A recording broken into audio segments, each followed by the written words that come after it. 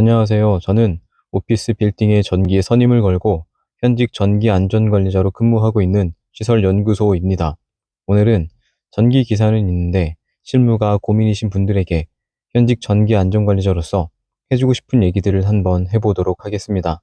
제가 전기 자격증을 취득하게 된 계기는 시설관리라는 직업에서 오래 일을 해야 하는데 교대 근무로는 일을 오래 하기 힘들겠다는 생각이 들어서였습니다. 저는 건축과 출신으로 전기 비전공자에 전기의 전자도 모르는 전기에 관해서는 아예 문외한인 사람이었습니다. 그런데 큐넷에 들어가서 확인해 보니 건축과가 전기 관련 학과로 인정이 돼서 전기 산업기사 응시 자격이 됐었고 시설관리 입문과 동시에 공부를 시작해 전기 산업기사를 취득했습니다. 전기 산업기사를 취득하고 보니 이제 실무 경력 4년만 채우면 무제한이 풀리고 시간만 지나면 법정 선임은 걸 수 있게 되는데 문제는 실무였습니다. 저는 지금 근무하는 시설이 세 번째 시설인데 처음 근무했던 두 곳은 일이 정말 없는 곳들이었습니다. 첫 번째 시설에서는 활선에서 안전기 교체는 위험하다며 저에게는 한 번도 교체할 기회를 주지 않았고 두 번째 시설에서는 안전기 교체까지는 했지만 테스터기 사용이나 절연 저항 측정 같은 기본적인 계측기 사용 같은 것들은 과장님이나 소장님이 하셨습니다. 테스터기도 사용을 안 해봤다는 것은 당연히 기본적인 점검도 할 줄 모른다는 얘기입니다. 그러니까 저는 처음 일한 두 곳의 시설에서 사실상 아무런 전기 실무도 배우지 못했던 것입니다. 그 두 곳에서 공부하면서 전기 산업기사를 취득했는데도 말입니다. 그러다가 집이 이사를 가게 되면서 현재 있는 회사로 오게 되었는데 여기는 시설팀 규모가 좀 있는 곳으로 전기, 방제, 기계, 영선, 조경이 다 따로 있는 그러니까 전기팀은 전기만 담당하는 시설이었습니다. 전기만 하는 시설의 장점은 좀 더 전문적인 전기 업무를 볼 수 있다는 것입니다. 거기다가 제가 있는 회사는 수변전 설비가 두 개인 곳으로 수변전 설비 한 곳에 전기 선임 자리가 비어서 제가 전기 선임을 거는 조건으로 채용이 됐습니다. 현재는 전기 안전관리자로 제가 선임을 건 수변전 설비는 제가 담당을 하고 있습니다. 처음 이 회사에 왔을 때는 저는 절연저항기도 만질 줄 모르는 상태였습니다. 전기 산업기사는 가지고 있지만 실무에 어떻게 적용을 하는 건지 전혀 알지 못했습니다. 실제로 처음으로 전기를 제대로 해보니 그 간단한 절연 테이프를 감는 것도 안 배우고 하는 것과 배워서 하는 것이 달랐습니다. 저는 절연 테이프는 그냥 감으면 되는 건 줄 알았었습니다. 유튜브에 절연 저항기의 사용법들은 굉장히 많지만 그래서 어떤 상황에 절연 저항기를 사용하는 것인지 그 값이 좋고 나쁜 건 어떻게 아는 것인지 그 기준이 무엇이고 그 후에 조치는 어떻게 해야 하는 것인지 알지 못했었습니다. 개별적인 정보들은 유튜브에도 많지만 전체적인 전기 업무의 흐름을 그리기는 어려웠습니다. 전기 안전관리자가 되려면 알아야 하는 것이 많습니다.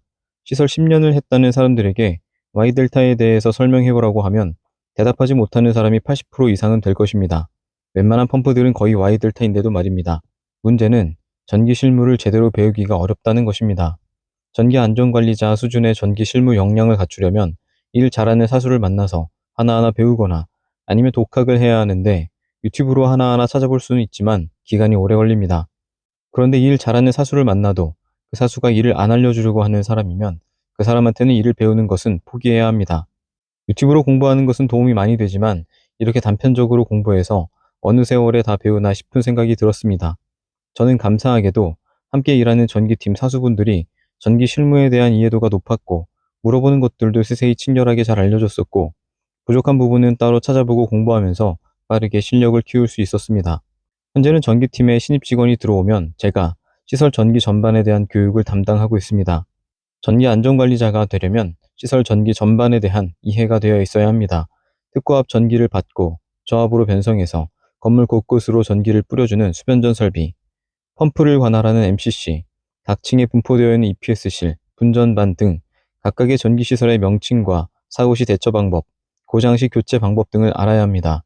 그래서 저는 전기기사는 취득했는데 실무가 고민이신 분들에게 도움이 될 만한 전기 실무책을 썼습니다.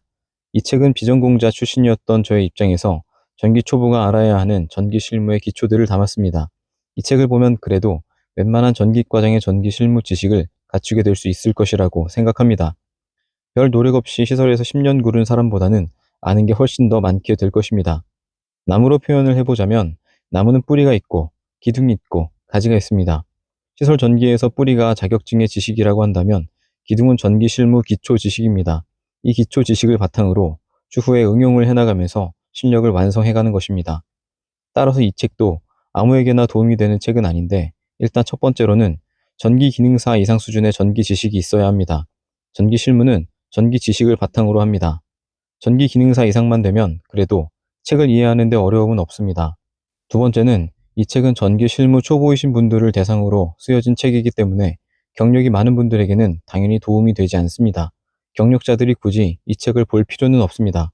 이 책이 가지는 장점은 이 책을 읽는 사람의 실무 능력 수준을 웬만한 전기과장급으로 만들어주고 그 시간을 단축시켜 준다는 점입니다.